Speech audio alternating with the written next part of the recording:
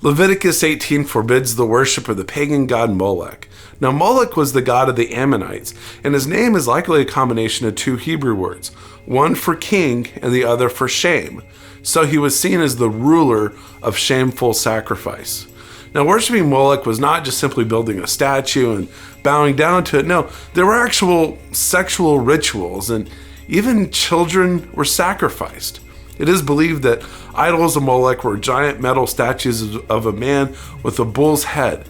Now, each statue had a hole in the abdomen and possibly outstretched forearms that made a kind of ramp into the hole. Now, a fire was lit in or around the statue, and babies then were placed in the statue's arms or in the hole. When a couple sacrificed their firstborn, they believed that Molech would ensure financial prosperity for the family and for future children. Wow.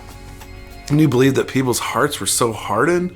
But then again, if we look at our culture, how many people sacrifice their babies today in the womb? Well, anyways, Molech was not just simply limited to the Canaanites. In North Africa, Molech was renamed Kronos, who eventually migrated to Greece, where his mythology grew into becoming a titan and actually the father of Zeus. Now, even though that worship to Molech was forbidden to the Israelites, they still built altars and places of worship for Molech. Even Solomon, who was the wisest king, he was swayed by this cult. Now, they worshiped Molech and pagan gods until the exile, where they were removed from the promised land and were forced to live in Babylon for 70 years. When they later returned to the promised land, they remembered that pagan worship is why they were exiled.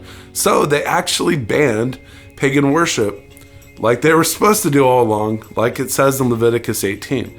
So there you go, a little bit about Molech worship, and that's enough today for our historical minute.